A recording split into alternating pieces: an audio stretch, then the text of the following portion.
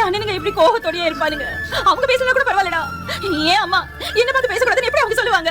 எப்படி அவங்களுக்கு என்ன பார்த்து பேசணும்னு ஆசை இருக்கு. நானும் இத்தனை வருஷம் என் அம்மா கிட்ட பேசணும்னு என்கிட்ட இருக்கேன்டா. அது உனக்கு தெரியும்லடா, தோணும்ல. வாய் விட்டு பேச முடியாம மனசுக்குள்ள நான் தினம் தினம் பேசிக்கிட்டு தரடா இருக்கேன். எனக்கு ஒவ்வொரு தடவையும் அவங்கள பார்க்கும் போது பேசணும். நீங்க கவலைப்படாதீங்க அத்தை, சீக்கிரமே நீங்களும் உங்க அம்மாவும் ஒண்ணு சேர்ந்துருவீங்கன்னு எனக்கு தோணுது. நீ சொல்றது நடந்தா ரொம்ப நல்லாதான் இருக்கும். ஒரு தடவை நான் மன்னிப்பு கேட்கணும். அம்மா உங்க பொண்ணு, நான் நல்லாதான் இருக்கேன், என்ன பத்தி எந்த கவலையும் படாதீங்கன்னு நான் சொல்லணும். அவ்வளவுதான். அத்தை அழாதீங்க அத்தை, நீங்க நினைக்கிறதுலாம் கண்டிப்பா நடக்கும். பாப்போம், அந்த கடவுள் தான் வழி காட்டணும். அம்மாவோட அண்ணனும் இதை நினைக்கணும். ஆனா இதெல்லாம் அவங்க நினைப்பாங்களா? நம்மளை எதிரியா நினைக்கிறதுக்கும் தொட்டதுக்கெல்லாம் சண்டை போறதுக்கே நேரம் போதில்ல. அவங்களும் கொஞ்சமாச்சு இறங்கி வரணும்லப்பா. நடக்கணும்னா நாம சில விஷயங்களை இழந்துதான் ஆகணும். என்ன சொல்லுங்க, அவங்க கோமதியோட அம்மா இல்லையா அம்மா? இதே இது கோமதி இடத்துல நான் இருந்தா இந்த வேதனை என்னால ஒரு நாள் கூட தாங்கிருக்க முடியாது அம்மா. வேதனை 30 வருஷமா தாங்கிருக்காங்க. அட விடியா, அதை பத்தியே யோசிக்கிட்டு இருக்காத. இங்க பாரு, தாய் பாசத்தெல்லாம் அணை போட்டு தடுத்துட முடியாதியா. என்னைக்காவது ஒரு நாள் இதெல்லாம் இருப்பா. இங்க பாரு, எனக்கு கருணாக்கு நான் சொன்னதெல்லாம் நிச்சயம் நடக்கும், வருத்தப்படாதியா. சரி அம்மா, எனக்கு கூட வரைக்கும் ஒரு சின்ன வேலை இருக்கு, போயிட்டு வந்துடுறேன்.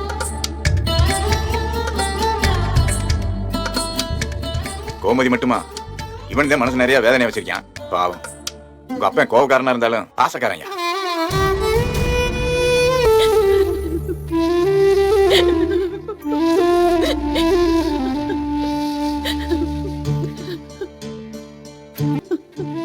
என்னாச்சு அத்தை?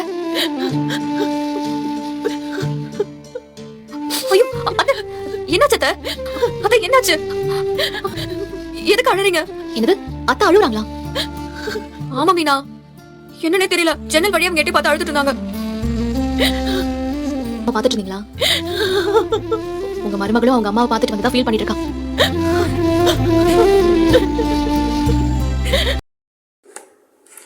ஹலோ வீவர்ஸ், இன்றைக்கி எபிசோட் எப்படி போச்சுன்னா ஒரே அழுகு தான் போங்க. கோமதி அவங்க அம்மாவுக்கு நினச்சி அழுதுட்ருக்காங்க. ஜன்னலை பார்த்து அவங்க அம்மாவை பார்த்து அழுகுறாங்க. அங்கே ஒரு பக்கம் கடையில் பாண்டியை ஃபீல் பண்ணிகிட்ருக்காரு.